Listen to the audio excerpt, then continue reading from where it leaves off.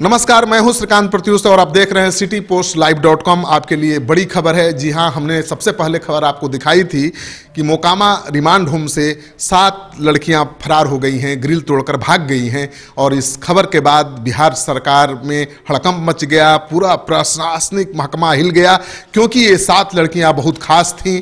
जी हाँ, मुजफ्फरपुर बालिका गृह कांड की पीड़िता थी।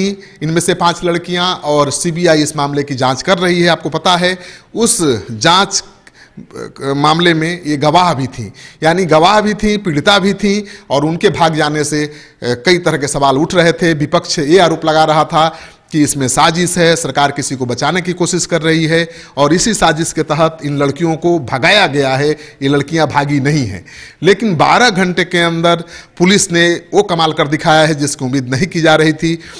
7 में से 6 लड़कियों को सकुशल पुलिस ने दरभंगा से बरामद कर लिया है। दरभंगा के सीनियर एसपी बाबूराम से हमारी बात हुई। उन्होंने कन्फर्म किया कि देर रात में शनिवार को इन 6 लड़कियों को पकड़ लिया गया है। ये सुरक्षित हैं और ये 6 लड़कियां एक ही घर में मिली हैं। एक लड़की कहाँ है अभी तक पता नहीं चल पाया है। इन लड़कियों से पूछताछ की जा रही है और उनकी निशानदेही पर छापेमारी चल रही है। और पुलिस का दावा है कि बहुत जल्द ही एक लड़की जो मिसिंग है उसको भी खोज लिया जाएगा। तो सबसे बड़ी बात यह है कि मुजफ्फरपुर बालिका कांड की वजह से पूरा देश बिहार के मुजफ्फरपुर को जानता है। बिहार की बहुत बदनामी हुई है, क्योंकि बालिका गृह की 32 लड़कियों के साथ रेप हुआ था।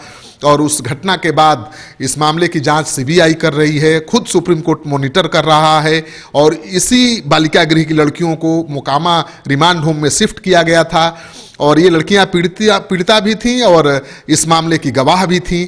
तो इनके गायब हो जाने को लेकर काफ़ी बवाल पैदा हो गया था।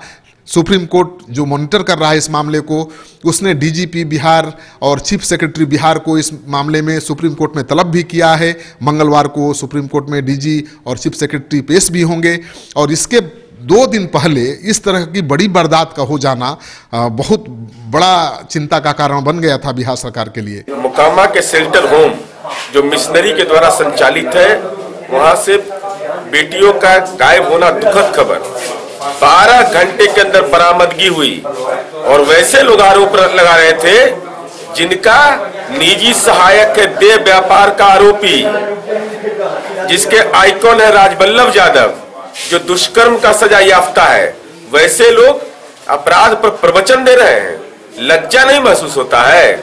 और हमारी पुलिस की कार्यशैली और बाढ़ पुलिस के जो महकमा था उसने लगातार इस अभियान को जारी रख करके 12 घंटे तक बरामदगी करके यह साबित कर दिया कि कानून के राज में अगर कोई छेड़छाड़ की घटना, आपराधिक घटना होती है, चाहे किसी ढंग की घटना होती है, उस पर अविलंब कठोरतम कार्रवाई सुनिश्चित करते हैं। और बाढ़ पुलिस की कार्यप्रणाली ने साबित कर दिया कि पुलिसिंग की प्रणाली जो है वो बिहार के अंदर बेहतर ही नहीं, शानदार। तेजस्वी यादव से विपक्ष के कई नेता कई तरह के आरोप लगा रहे थे। अब माननीय तेजस्वी यादव जी, आप तो राजनीतिक रूप से नाबालिग है ना। आपका जो पीए है, निजी सहायक है, वो अनैतिक देह व्यापार अधिनियम का आरोपी है। राजबल्लभ यादव आपके पिता के आइकॉन हैं। तो आप प्रवचन दे रहे हैं महिला अपराध पर। और ये बेटियों को सुरक्षित रखने का दायित्व तो मिशनरी का था, लेकिन उसके तहत चूक हुई तो पुलिस ने अपना काम करके बरामद कर 12 घंटे के अंदर करके ये साबित कर दिया कि हमारी पुलिस अब जो भी इस ढंग की दुखद घटना होती है त्वरित कार्रवाई करती है। और जो हमारा ट्रैक रिकॉर्ड रहा है कि अगर कोई अपराध करेगा तो उसको पाताल से खोज निकालेंगे। हमारी पुलिसिंग के साथ कोई छेड़छाड़ करेगा तो बगैर जाति धर्म के हम उस पर मुकम्मल कानूनी प्रहार करते हैं।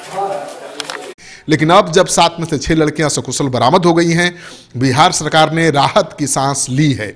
लेकिन विपक्ष तो आरोप लगा ही रहा था कि ये लड़कियां भागी नहीं हैं, इनको भगाया गया है और इसके पीछे किसी को बचाने की साजिश है। आपको ये खबर अच्छा लगे तो दोस्तों के साथ जरूर शेयर करिए। अगर आपने अब तक हमारा YouTube चैनल सब्सक्राइब नहीं किया है तो जरूर कर लीजिए। आपका सहयोग समर्थन लगातार मिल रहा है, उसके लिए बहुत बहुत आभार। नमस्कार।